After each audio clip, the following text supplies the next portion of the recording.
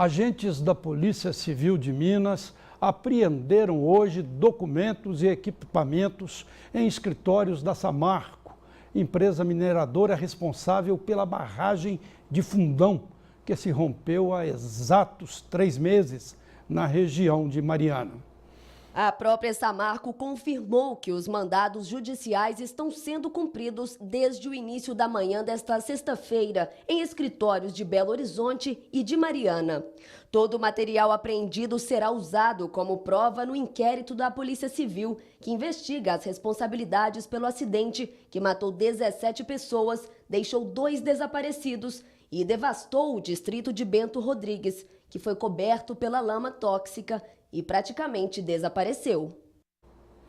Pois é um absurdo o que essa Samarco fez com Minas Gerais e com o país. E além dessa blitz feita hoje na empresa, foi divulgado agora no final da tarde que a Polícia Civil de Minas já está concluindo o inquérito sobre o rompimento da barragem em Mariana e deverá indiciar, sob suspeita de homicídio, diretores da Samarco. Suspeita de homicídio. Acho que isso é o mínimo que tem de se fazer, além de pesadas multas em relação a essa empresa. E a inflação oficial, medida pelo Índice Nacional de Preços ao Consumidor Amplo, teve variação de 1,27% em janeiro de 2016, conforme divulgou hoje o IBGE. A taxa do primeiro mês do ano representa uma aceleração da inflação em relação a dezembro, quando foi de 0,96%. A inflação em 2016 começou o ano mais alta do que em 2015, quando registrou variação de 1,24% em janeiro. Em 12 meses, a inflação acumula uma variação de 10,71%, patamar superior ao que foi verificado no fim de 2015, quando registrou 10,67%. A variação é superior ao teto da meta do governo federal, de 6,5%. Inflação de 1,27% em janeiro, que é um mês praticamente morto. Comercialmente, industrialmente, é um mês parado.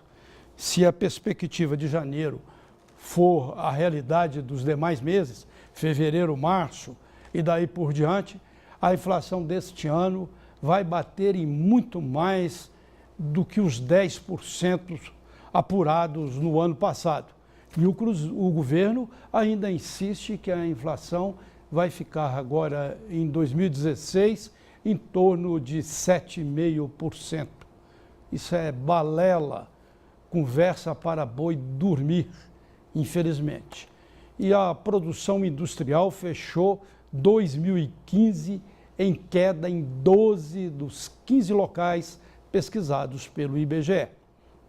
As maiores quedas foram registradas no Amazonas, de 16,8%, Rio Grande do Sul, de 11,8% e São Paulo, 11%, segundo dados da Pesquisa Industrial Mensal, Produção Física Regional, divulgada nesta sexta-feira pelo IBGE. Também tiveram quedas superiores à redução média nacional, de 8,3%, os estados do Ceará e Paraná. Outros locais com recuo na produção industrial em 2015 foram Minas Gerais, Santa Catarina, Bahia, Rio de Janeiro, Pernambuco, região Nordeste e Goiás.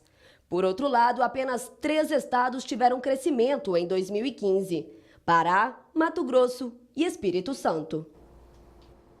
Olha, pelo menos Minas Gerais ficou abaixo desses 8,3%, que foi a queda, a média da queda nacional.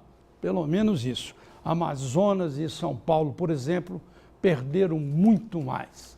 O Fundo Nacional de Desenvolvimento da Educação, gestor do FIES, divulgou em portaria os prazos para a realização de aditamentos dos contratos do programa. De acordo com o texto, o estudante pré-selecionado na chamada única do FIES, que tiver sua inscrição validada pela Comissão Permanente de Supervisão e Acompanhamento no período de 2 até 5 de fevereiro deste ano, deverá comparecer ao agente financeiro a partir do dia 10 de fevereiro para a contratação do financiamento.